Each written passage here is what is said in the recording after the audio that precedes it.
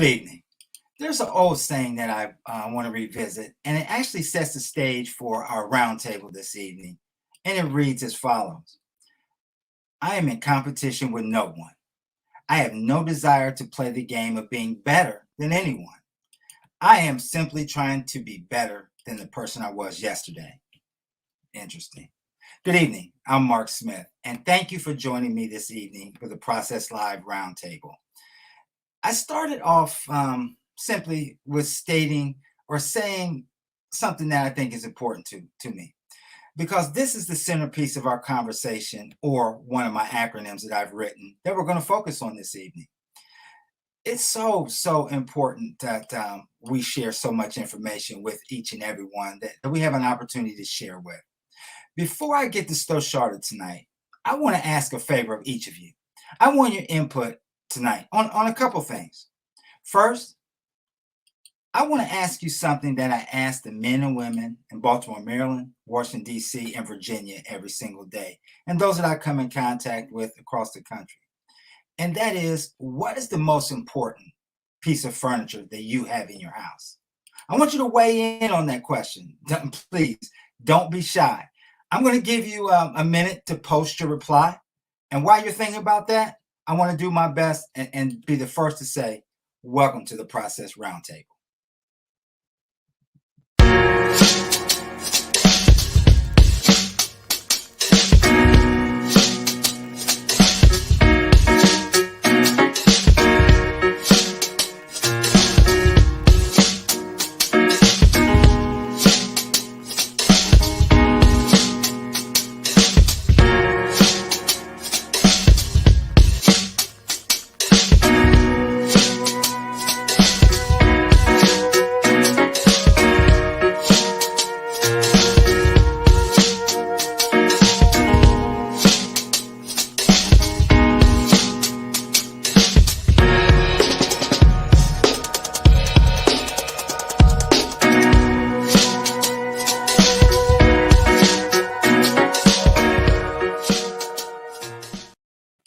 Hello again. I just saw you. Just playing.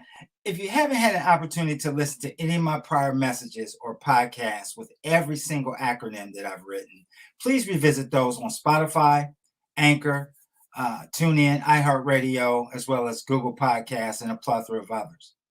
I asked you a quick question at the very few minutes ago that I think is important. So I want you to please take a moment and respond from whatever platform you're watching from on, whether that's LinkedIn, whether it's Facebook or YouTube. Remember that question: what's the most important piece of furniture in your house? See, because participation is so important for all of us to grow forward. Well, I've been planning this for so long. This is ladies' night. And I've got two remarkable ladies who are going to be joining me tonight. And man, I'm extremely excited since they both have said, yes, Mark, let's do this. I'll do it for you. My first friend is right here. And right here, I mean here in the state of Maryland. I say it's up the street and around the corner. Where we're broadcasting from. She's written multiple books. She's in the process of turning them into movies. But I can talk about her, but I'm going to stop. And I'm going to stop right here because I want to welcome Miss Tawana Chisley and have her say a few things about herself. So, good evening, Miss Chisley. How are you? Hi, Mark. I'm doing well. Thank you. Why don't you tell our listeners tonight a little bit about yourself? So I'm Tawana Chisley, aka Alicia Henderson of the Empty Walls series. I am a 5+ book author. I'm working on number 6. The books are romance drama based, but the overall theme of the books is overcoming your obstacles. And it's loosely, the story's not based on me, but the process of this young woman going through her issues, it is based on me. So this is the topics that we're talking about tonight would really resonate with me and where I'm going in my life. So the books are, they have a lot of topics like abandonment, molestation, adultery, love, romance, wealth, entrepreneurship, security, and most importantly, respect for each other. So I'm really excited about it, and I can't wait to really get them out there so everybody can maybe learn something from them. Thank you. Thank you. I have no doubt they're going to learn a lot from them. That's for sure. Um, a couple of people are starting to come in. They're saying bed is the most valuable piece of furniture in the house. Continue to vote, definitely. My next friend is coming to us tonight from my hometown, OHIO. Her story has captured acclaimed notoriety all across the world. When I first met her, I told her that my mother, my wife, and I can cook. But guess what? We still have a can of Glory Greens in this pantry as a just in case. She has written many of novels. She has served on boards that I'm sure we're going to talk about as well during our conversation tonight. I'm talking about a great friend of mine who I'm blessed to know. And I want to welcome Dr. Iris Cooper, also known to some of us as Dr.I. Hello, Dr.I. Good evening. How are you? Good evening, Mark. Good evening, Tawana. It's good to see both of you.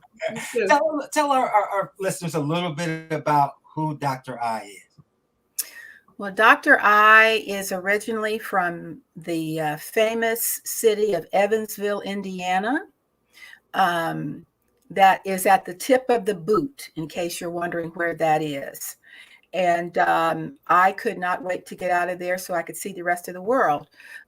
So I left Evansville after high school. I went to Fisk University, and then I transferred to Indiana University, where I got my bachelor's and my master's degrees, and then eventually went back later in life and got my doctorate in entrepreneurship. However, I guess my most noteworthy achievement is being the founder of Glory Foods. And that's interesting because I am not a good cook. Glory Foods came as a result of some men coming to me wanting to get some food in the grocery stores that would be bland or generic. And I told them as a working mom, I wasn't interested in anything that I had to do more work with when I got home. So we decided that we would develop a pre-seasoned line of soul food. And that's what we did. However, I've spent my career just kind of jumping over a lot of different land. I was a banker for a long time. I've worked in community development, economic development, education, entrepreneurship, and right now I am trying to empty my bucket list of all the things that I haven't done. I want to do in the next 2 years. So amazing. Thank you. Thank you both for joining me this evening. Now, I want to remind everyone to ask the questions and participate for everybody that's watching. Again, it's important that we have an opportunity again to dialogue, but it's just as important for all of us to communicate together. From the polls to the comments that we make, this only will help change a legacy, which is my motto, as everybody knows. I'm going to get started. This series, as well as every series that I've created, is called The Process. The process covers so many areas and means a wide variety of things to each individual. And I'm going to take a moment and get us started and ask, what does the process mean to you in your life, everyday life, Dr.I? Well, the process means doing actions and thoughts in an order that can lead to a beneficial outcome at the end. I do not like to have things helter-skelter. I think it wastes time, it wastes energy. So when I get up every day, I have a list of things that have to be done and what time they have to be done. And that's on my phone as well as on a piece of paper. And I follow it to the letter. Thank you. Ms. Chisley, what about you? So it took me a minute to really think about that.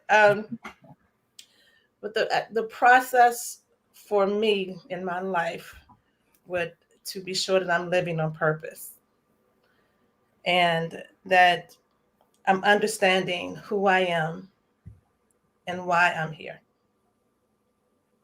And to make sure that I understand that nothing and no one can take my peace away from me except me. And in order for me to move on and do what I need to do creatively and spiritually and do things for my family, that I have to be in peace. So that's what I think the process is for me. Thank you. Thank you, both of you. For me, again, I would never ask you a question if I don't answer that question. That's not right, nor fair, right? So the process for me, simply put, is patience of what is to come for me. Having the patience, the diligence, and the wherewithal to understand that everything that happens, that is happening or going to happen, is for a reason. And I may not understand it at that particular opportunity or that particular time, but I have to trust the process. I have to trust that what God has placed in me and what is placed in front of me and what's happening to me and that temporary situation or time is for a reason. I don't like it sometimes, but I also know that I'm going to come out on the other side a better man and a better father and a better husband and a better son. So those are key things for me. So thank you both for getting us started. Again, everybody can weigh in. You have that opportunity to do so. I'm going to jump to something else that I think is key, and which is what the premise of the process is about, because I always say that comfort is a casualty of growth. So, and I know the growth is always occurring in our lives, often, unnoticed. So I'm going to start with you first this time, Ms. Chisley, Tawana.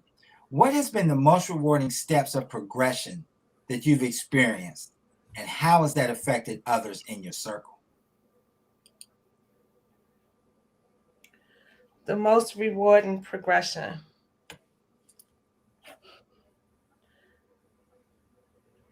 When I'm focused, there is nothing and no one that can stop me from doing what I need to do.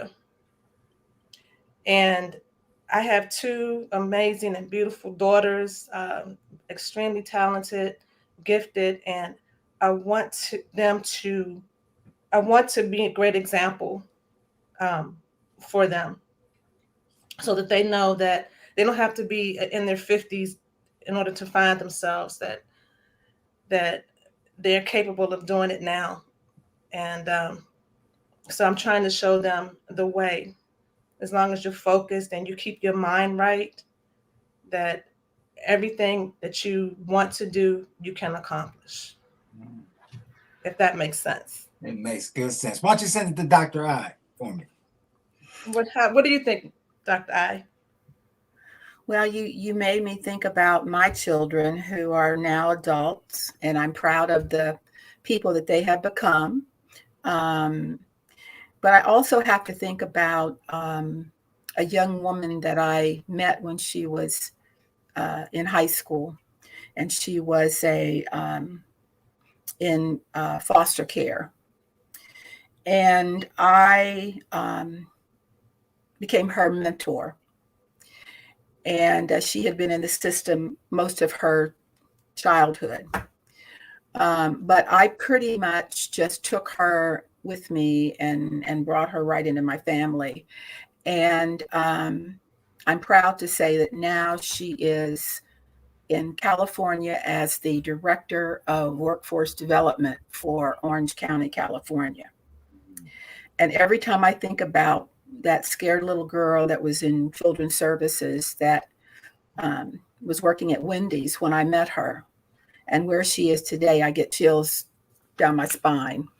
So, I think the message here is that adults can be parents to children that they didn't birth. And that's exactly what I've tried to do, not just with her, but with other young women. Same here.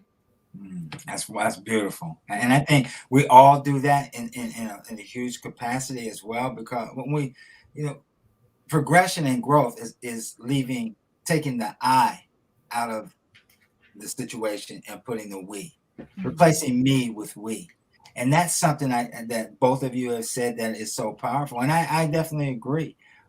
Progression is about removing stagnation.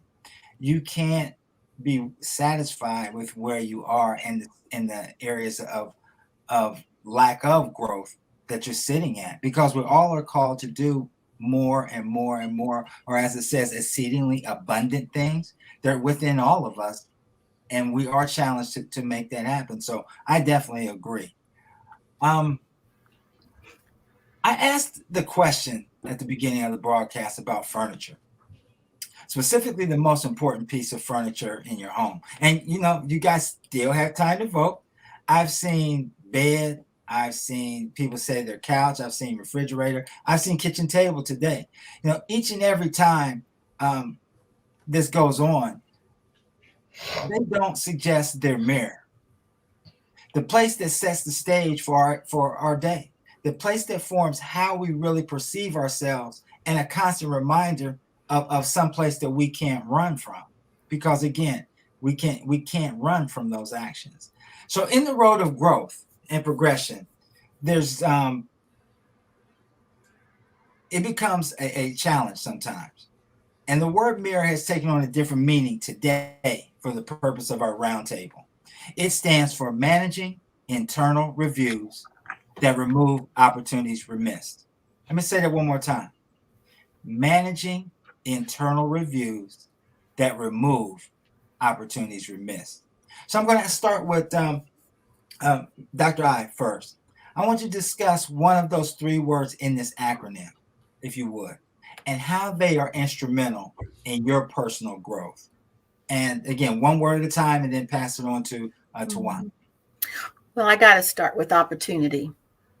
As an entrepreneur, I'm always looking at life and its predicaments as an opportunity to either make it better or discard it or move it around, whatever it is. I just have always been that kid that liked the puzzles and trying to make those pieces fit. And so opportunities is something that I deal with every day. When I look at a blank sheet of paper, I see something on it in my mind. When I look at the sunrise, I see something more than a sunrise. So I'm always looking to see what something could be if I were to employ some creative energy to make it into something better or bigger or available to more people. And so that's my definition of opportunity is taking control of a situation and figuring out a way to make it bigger, better, or more accessible to other people. Ms. Tawana? Yes. Before I answer that, I really like that you said you see things as puzzles. I'm the same way. That's old school. Everything is a puzzle to me. My story is a puzzle. Mm-hmm. If I see a piece of paper, I'm trying to figure out how it can fit into something for me. Mm-hmm. So yes, I'm the same way. But so Mark, I need to do this a little differently, if you don't mind. I used managing internal reviews as opposed to just using one, if that's okay. Mm-hmm. All right. So those three words to me mean mind over matter. So, what you think you become. And I finally realized that through my story that things can manifest for you when you're not necessarily focusing, not asking for it. It just manifests because you are sitting and you're writing and you're envisioning everything, and then things start to manifest in your life. So I've really learned that how powerful the mind is. So managing internal reviews would literally mean mind over matter for me. Okay, great. I'm going to jump in and agree. I'm going to say that those are all key. The first one for me would be just that, managing. And from time to time, I've heard people debate the similarity in nature of that word, managing versus control. And for many years, I would often use them interchangeably. But managing is to direct or be in charge of, while control is exercise or influence over, to suggest or dictate behavior. So every morning when I rise, there's three things that I know that we collectively, all of us are who are listening today, are in charge of when we look in our mirror.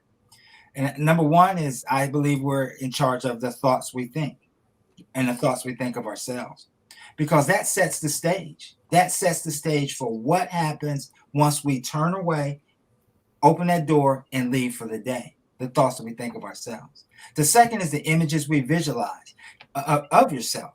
You know, both of you just talked about taking a blank sheet of paper or taking an abstract object and seeing more into it. That is the images that you visualize or you see, and they're important of how you see yourself. And lastly, number three is the actions that you're taking for yourself. Are you, I talked a lot about stagnation over progression. So what type of action are you doing to put yourself in that area of pursuing the greatness that you can? I read an article from Jaladin Romney, and it said, yesterday I was clever, so I wanted to change the world. Today I'm wise, so I'm changing myself. Thus, it's my option to manage my own progression. So in the road of growth and progression, there's nobody tougher on me than me. So taking the daily checks of my own temperature is necessary as I continue to manage my mirror every single day. So thank you both for getting us started. I'm going to swing back around to Dr. I. What would be the second one? Well, I got to talk about managing as it pertains to me. And as you heard, I get up every morning with a list of things that I want to accomplish. And oftentimes they wake me up at night. I might dream about something and I'll say, oh, I got to wake up and write it down if I want to get it done the next day. And so I've probably gotten into that pattern from being in the business world and making sure that I was productive and effective every day in my role in banking and in government, because oftentimes in your career, you're judged based upon performance. And as a Black woman, oftentimes in pretty much all white male settings in my earlier career, I had to be the best. And that meant managing those opportunities, managing some problems within the organization.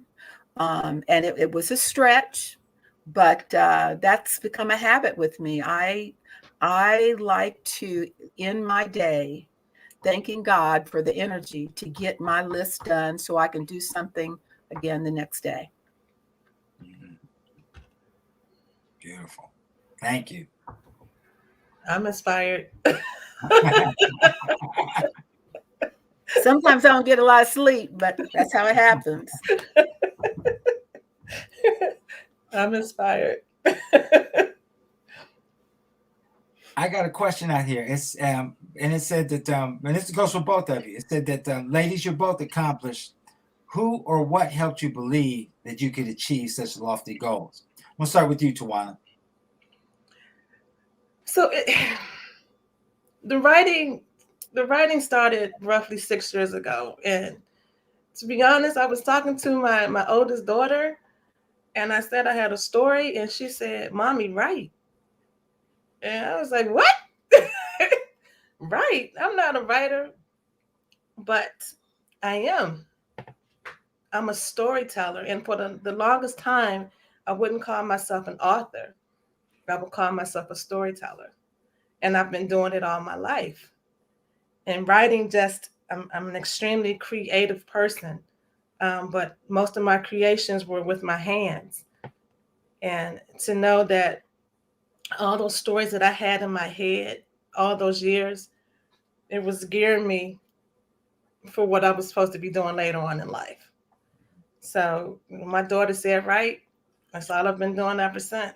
And it's bringing some amazing people into my life, like Mark and so many other folks that just believe in me. And when I'm not in that right mindset, they will definitely kick me in the gear and say, let's go, that you got this. And I need that sometimes.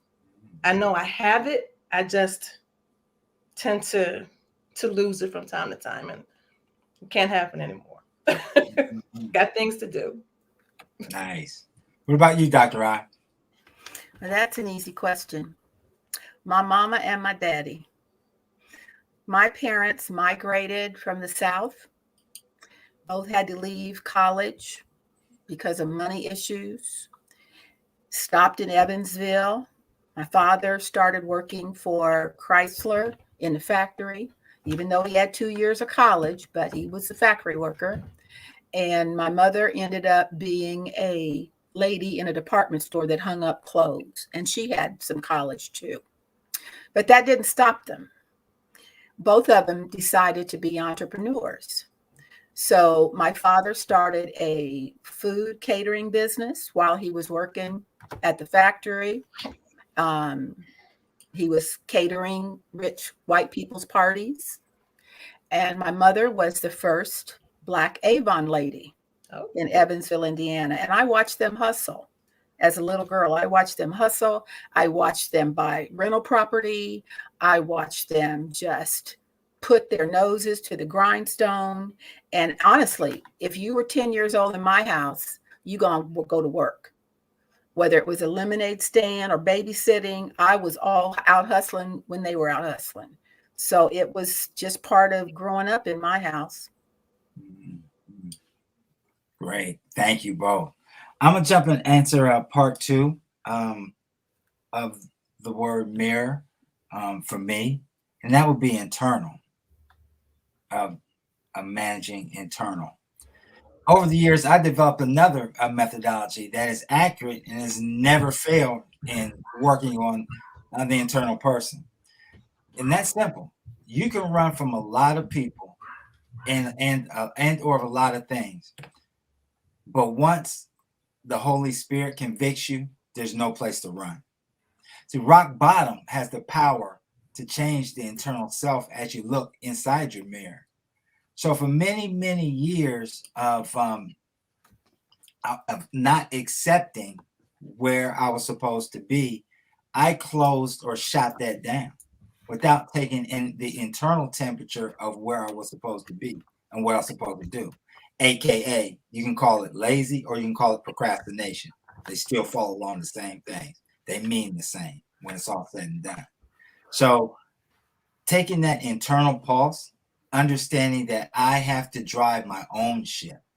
I have to drive my own car. Nobody's going to do this for me but me at that particular time to get it done is so powerful and inspirational when I feel that we're looking in our mirror every single day. One last one. How about you, Dr. I? What would be that last one? My last one was reviews. Review meaning taking a analysis of where I am, what I'm doing, who I'm doing it with, how effective am I? Have I incorporated God into everything that I want to do that day? I think those are some of the parameters that I hold myself accountable to. Have I treated everyone just like I want to be treated? You know, the golden rule. I live by that. And I always have, because that's how my parents raised me. And so I do that review process with every one of my actions every day. And just to give you an example, you know, when you're in business, sometimes you don't always get along with people, especially when you have to turn them down for a loan or you're on a board and you're disagreeing with another board member. Well, those kinds of issues don't always get resolved that same day. And two of those situations stayed with me 20 some years later, and how I could have handled it better. So I sought out those two women and apologized to them. And they didn't know what I was talking about. But I told them that situation at that board meeting when we were not on the same page. and it got pretty heated that I felt bad about that, and I wanted to try to make amends. And that's wasn't from an internal review. I just didn't like the way that ended, so I went and tried to correct it. So those are the kind of reviews that I hold myself accountable to. And it's kind of it's a perpetual review. If I don't feel good about something, I want to get it fixed quick, fast, and in a hurry, because I just believe that God's watching us every minute of the day. That's for sure. Like to add anything, Tawana? No, I gave you my 3. I'm in awe of Dr.I right now. So I'm really in when awe. you get to be my age, do you think about this deep stuff? You dream about it. Yeah, Mm-hmm. I'm in awe. I'm going to say the last one that I want to cover is remiss. And I know Dr.I and I talked a little bit about that earlier. Mm-hmm. In analogy or in analyzing oneself, you have to take the whole picture in of where you were, where you are, and where you want to go. And in where you are and where you've been, there are opportunities that you have, I don't want to say missed, but they were remissed because you didn't take the time to really accept what that situation that you were been placed in were.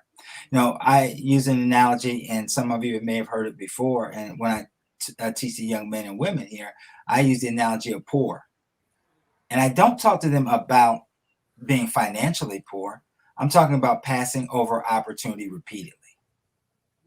That's something that a lot of people do on multiple occasions, and that puts individuals in a scenario to where they feel that they'll never overcome. But taking the time and really doing the self-analyzation and not beating yourself up on things that were remiss, but going back and saying, okay, I missed that opportunity.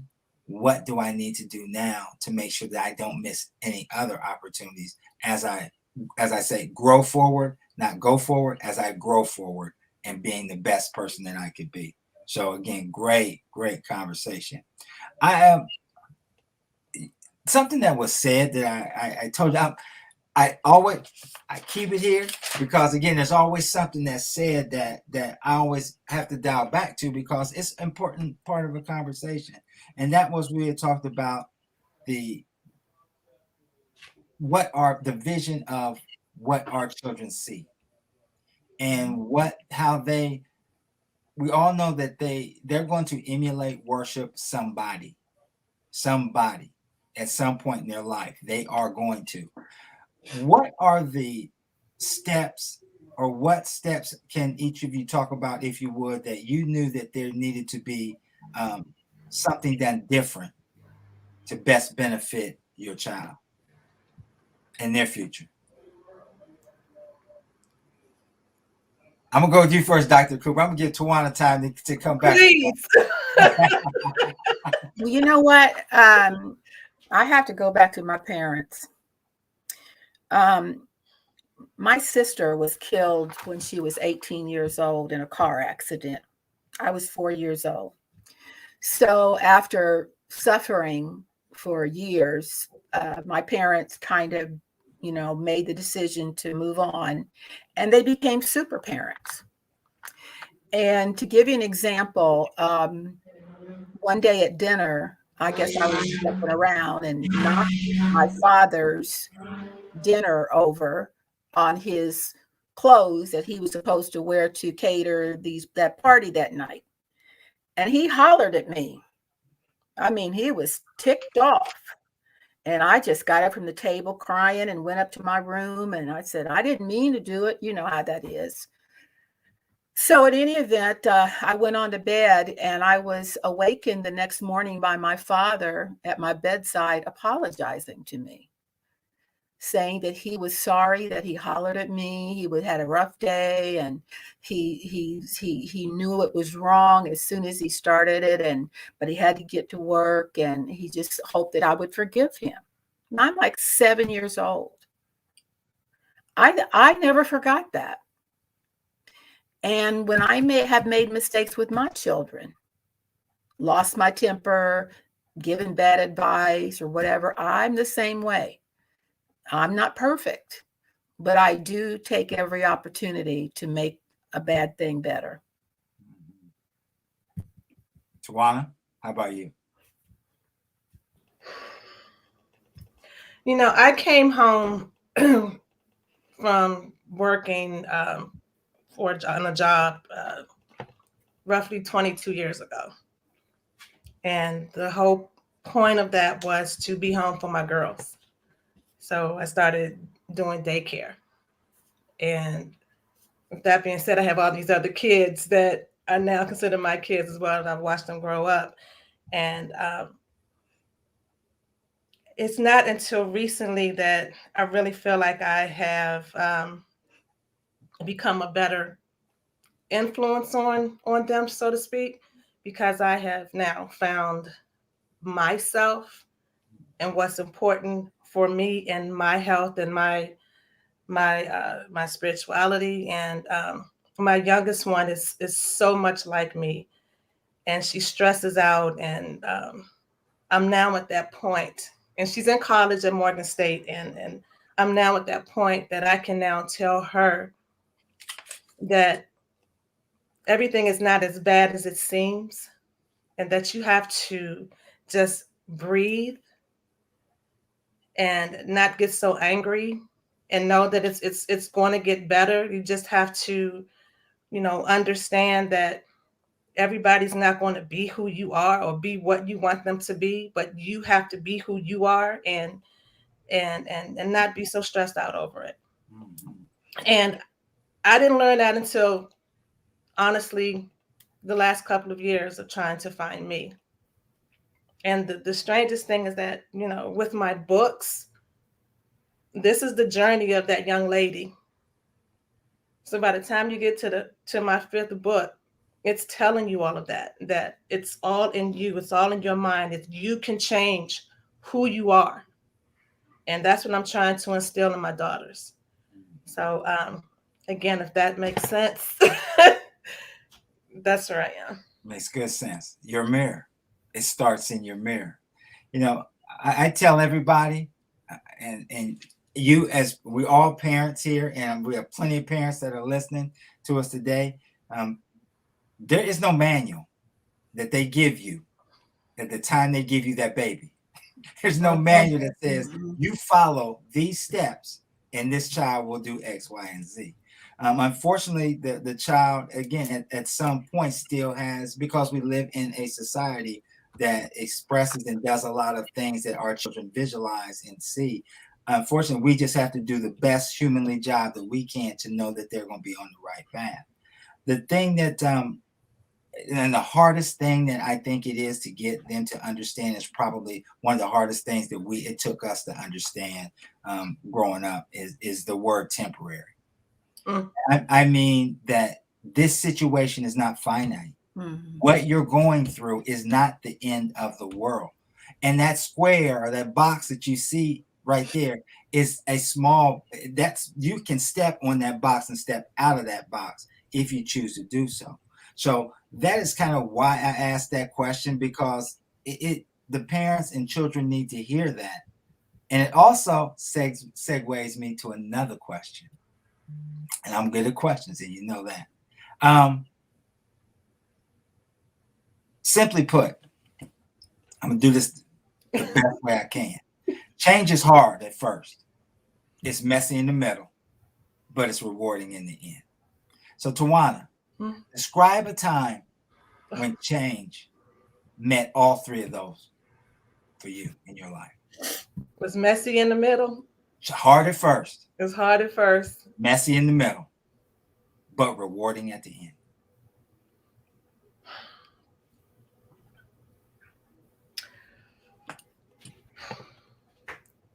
Take your time. There's some things there's one thing that's going through my mind I really don't want to discuss, but going through some things right now that processes that working on projects and learning new things and getting excited about it and ready to go, and things are just starting to fall apart. And you just say it is what it is. That's a quote from my husband. It is what it is.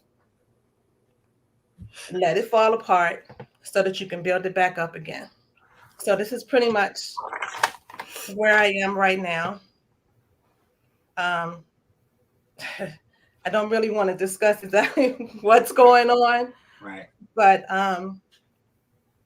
yeah, it's just dealing with the projects that you're getting really excited about, and then having to switch gear because it just might not be working out the way that you want to right now. Mm-hmm.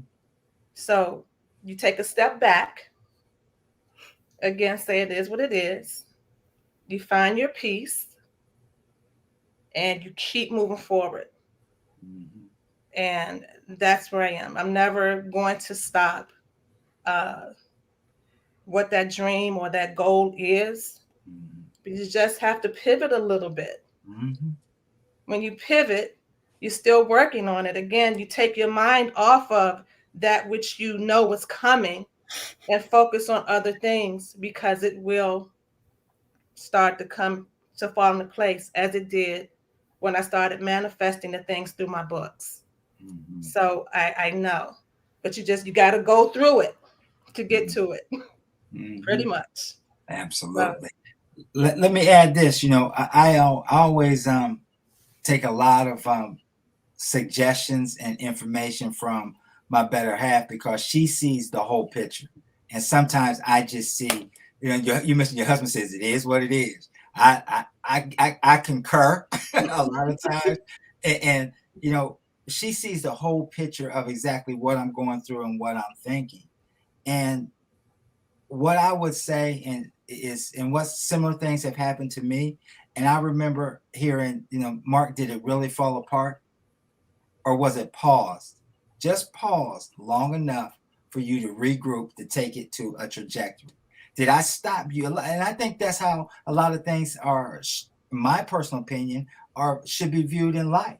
When I instruct these men and women, a lot of them who have been incarcerated before, I ask a simple question. Do you feel that potentially you were stopped in your tracks and had to do prison time for this to be a life-changing event to save you for something that you weren't ready for, to save your family from potentially burying their baby, their child? So it's about how it's where it is. Does it hurt at the beginning? It sucks big time. It does, because we're human. But yet and still, I try to accept that and say it didn't fall apart. It's paused. So now I can get better in what I do. So now that I have the strength to persevere and push past this, so I'm not making that mistake when I get there. That mistake or that pausation or pause was right there. How about you, Dr. I? Change was hard at first, messy in the middle, but rewarding at its end. Well, you reminded me of the last 2 years when we had to lock down, shut down. And for someone is kind of a busybody like I am, always looking for stuff to do, to create or whatever, to be forced to sit in the house. And I'm a news junkie, so I'm listening to the news, and day by day I started getting more and more depressed because what was coming across from the television was so depressing. Mm-hmm. And so against my values and so against what I was taught as a child. And I just thought, oh my gosh, are we ever going to get out of this? And I still sometimes say that when I look at the news and see all the murders and all the tragedies and everything that are going on internationally. But I realized probably last year that if you went through a period like the last 2 years and you came out the same as you were when you went in, shame on you.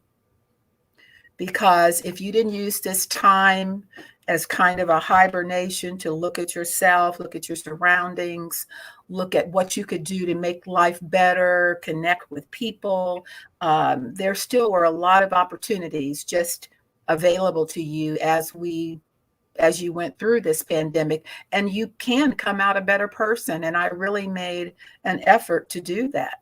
I wasn't going to waste this time just sitting there and feeling bad and feeling sorry and wondering, is this the end of the world?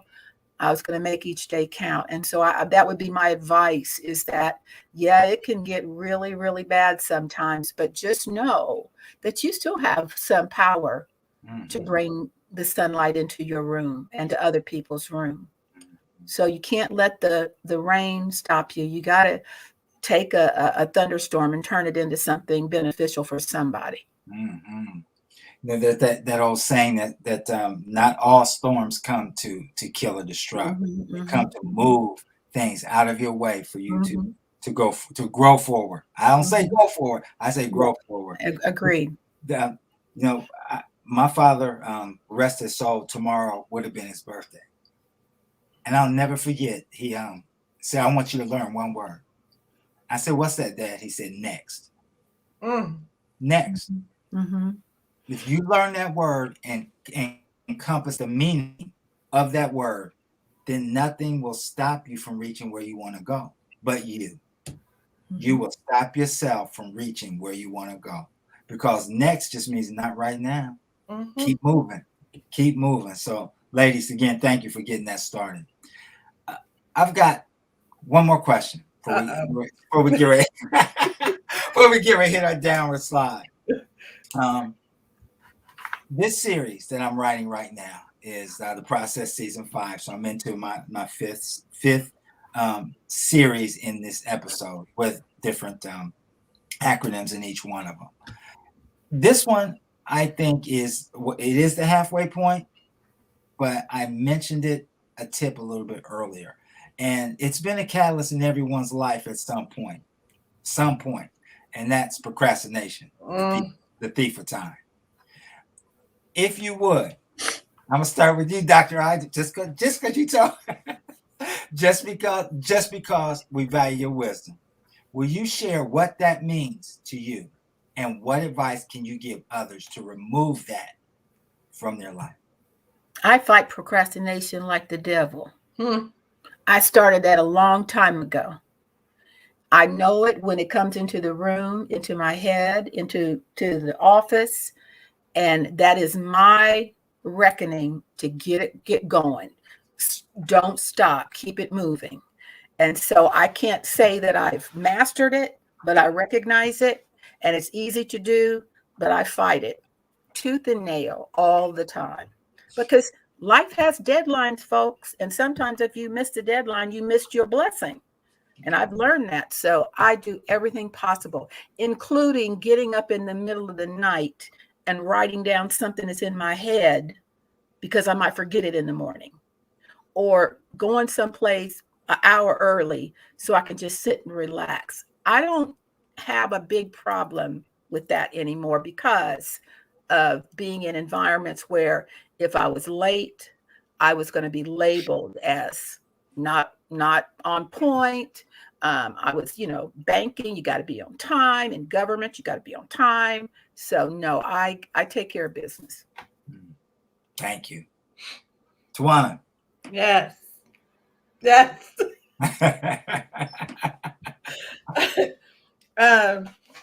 Procrastination. I too suffer with procrastination. I suffer with that stinking thinking. And sometimes I say, I can't pull this off. I don't want to do it. I can't figure this out. I'm not going to do it. Or I get easily distracted. As I call myself self-diagnosed ADHD. I'll have so many things going on in my head that I'll start here and then go to something else, and then go to something else, and then go to something else, and it won't get done. So the only way that I'm really able to get out of it is to talk to myself. So let's go. Get your head right. Let's go. Get it done. You know where you're going in your story. You know you have to take care of this. Let's just knock it out one thing at a time. If something doesn't happen today, you can get to it tomorrow. But whatever you're focused on, focus on that. And stop worrying about what other people are going to think about you. And just like doing this podcast with you today. I was like, I can't do this. I don't like talking. I don't want to do it. I was going to find an excuse not to do it. So just have to keep talking to yourself. Mm-hmm. I am powerful. I am capable. I am. And you can do it. That's right. And that starts every morning. That starts every morning. That starts when you go to bed. That starts when your feet hit the ground. It starts when you say your prayers at night. You are powerful, and you will get through it. Next, if it's not meant to be. Next. I would answer that question. However, I challenge everybody who's here tonight, please go to my podcast on Spotify, Anchor, what's the other that one? Tune in, all of those, and you can hear Procrastination, the Thief of Time. But I'm gonna tell you this: I have a mission statement that sits inside that whole series, and that mission statement says this: yesterday I was consumed with worry. Today I choose to believe. So tomorrow I will create my legacy. Procrastination will never be my thief of time again. So those things are actually about what we need to do. As we get ready to wrap up today, again, thank you so much for your time. I'm going to ask for you to, I'm going to start with you first, Tawana. I'm going to ask you to tell everybody, because we all go through it. And we talked about it just a few moments ago. We all go through to get through. And we all have storms that enter our life. What would the one word be that you can leave with our listeners tonight that you feel will empower them to get through that storm? Just one word? One word. One word. No. K-N-O-W. Thank you. Want to tell me why? Know thyself. Know what you're capable of doing. Know who you are. Not believe. No. That's it. You know, and you know, I had an acronym for that as well, right? You know you do. KNOW, knowledge necessary to obtain wisdom. No. There you go. Dr. Cooper, Dr. Iris Cooper, what word would it be? And why? Faith. Faith. F-A-I-T-H, and I don't have an acronym for it. He will. I'll put one Mark together. will come up with one. But with faith in God and faith in yourself, you got a majority. Mm-hmm. Absolutely. Absolutely. Dr.I, Tawana, thank you so much for taking time out of your schedule tonight to give everyone true words of wisdom that I hope they apply in their own growth process. You know, it's, you know, you see we're celebrating, October is Breast Cancer Awareness Month. And of course, all the shows that we are talking about are impacted by and will be impacted by all the women in our lives. It's so important that all of us as men rally around those women, not only in this time of the year, but all time around. You know, we have to be the leaders to help change that legacy. It's not fair for them to do these things by themselves. And so we have to take ownership of what we're called to do. So I truly appreciate you taking the time to spend today. You could have done a lot of other things. Easy for you to do a lot of other things, but I truly appreciate you taking time out of your schedule, out of your family's time, out of those puppies' time. Yeah, they're ready. They're probably watching you upstairs. Mm-hmm. And make sure that you're sharing wisdom and food for thought for everybody to utilize. And please, I hope you apply it. If you're listening, please apply what you heard. It's one thing to get the information. We become fools if we don't apply it, because it's there for you. So again, thank you both so much for your time. Thank you, Mark. Thank you. Mark. Thank you, Tawana. Thank you, Dr. I.